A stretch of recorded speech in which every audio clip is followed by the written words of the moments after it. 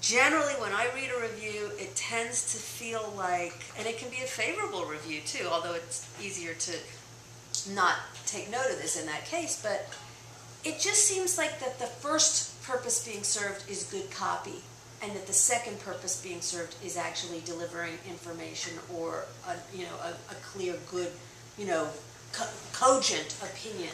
And I think part of that is the fact that theater, since we're sort of splitting this into theater insiders and the general public, theater insiders are going to read those reviews from top to bottom because they're interested in the show.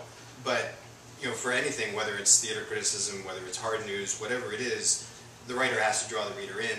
And if it's too insidery or if it's just not interesting copy, they're not going to keep on reading the rest. And so that has to be part of the mandate. But so that's one purpose. I mean, I would say that a review has a dual purpose. One, it is a consumer tool. You are trying to tell people what is worth their money and what isn't. And then the other tool is, the other purpose is you want to illuminate the work that you're writing about. You want to, shed light in it. You want to teach them something about it. No, I'll completely cop to the fact that my first concern is writing an entertaining piece. And there is a responsibility as a reporter to not, to not misrepresent the facts of the show. But where I'm coming down on it critically, it is much more important to me to keep a reader's attention than it is to sort of, doggedly comment on every single aspect of and by the way, the sets were and the lights were. And I do feel like some of the other publications we've talked about, if there's a mandate, it seems to me it's like they're told mention everything, say something about everything, even if that wasn't the thing that stuck in your mind an hour and a half after the show ended. This is based on something that you mentioned, and you had said something about that your expectations of what the kinds of what's happening in Fringe, what the shows are like in Fringe, where they're more experimental, not necessarily professional. And I don't know if Julianne wants to talk about this too. What is then, when you go into Fringe, what are you thinking then? I go into a Fringe show the same way I go into pretty much every show. Is the art good? Is something being said? Do the performers look like they're having a good time? Am I having a good time?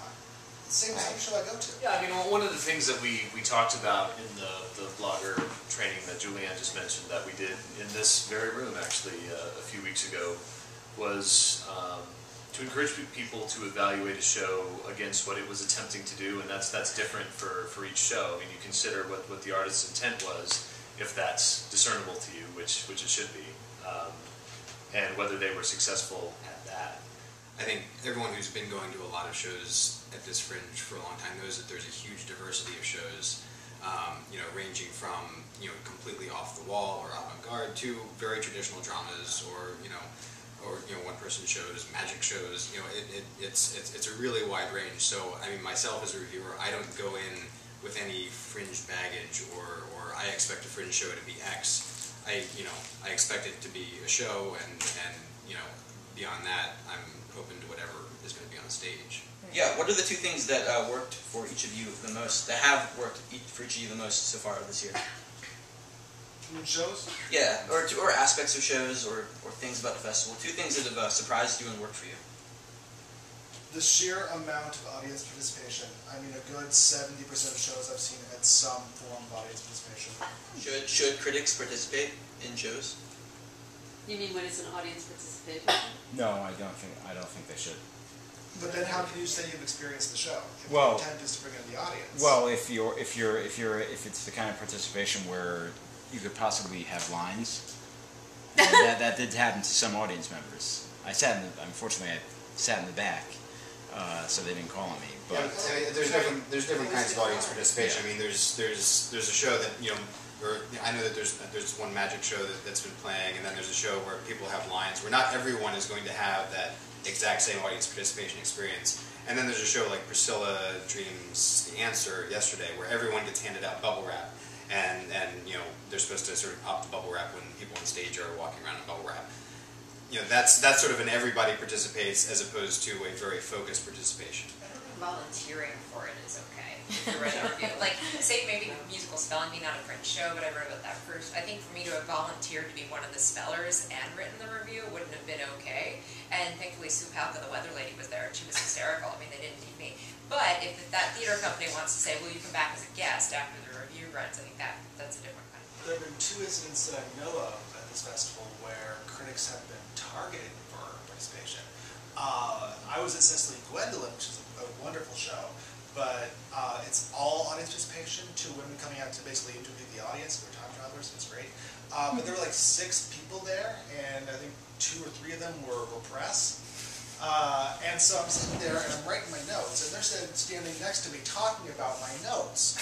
And I'm just like, I'm writing notes about them writing notes about this. This is all in our review.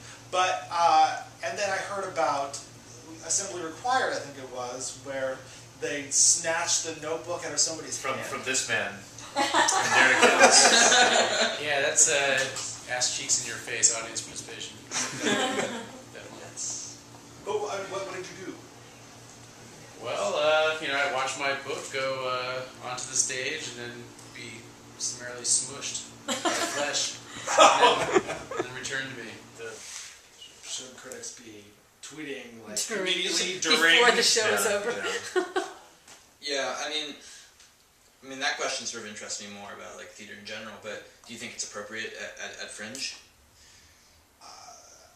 Well, speaking as an artist, people have been talking about like the press embargo, can't tweet or write reviews until such and such time. I think if you see my show, I want word to be out as soon as possible. I wouldn't want anybody tweeting during intermission, because I think you can't really stop people from doing it, but I do think if I found out a critic tweeted something during intermission, I would be upset, just because I think a reviewer has a responsibility to see a whole show before they put out their opinion into public. I think with criticism, I think it's probably not good to be tweeting during the intermission. I think it's just also irresponsible criticism, because we're not sent to review half a show, we're sent to review the entire show. How long does it take to form a definitive review? Well, Sometimes I mean, what's like, you know, sometimes it takes a couple minutes, sometimes it takes a couple days. I find that, as a critic, the hardest thing to write is the first line, and so if you're writing that first line as a very visceral tweet, in the first half hour after the show, that it's the same as note taking. It's getting those thoughts down on paper, but it's getting it out, even further than that, and then that helps inform your writing, for the rest of the show. I will say on the other hand that one danger is, when I see something, how I feel right when it ends, isn't always. It doesn't necessarily reflect what I later write, because I'll think about it for like a few hours and my opinions will change, and it could go in either direction.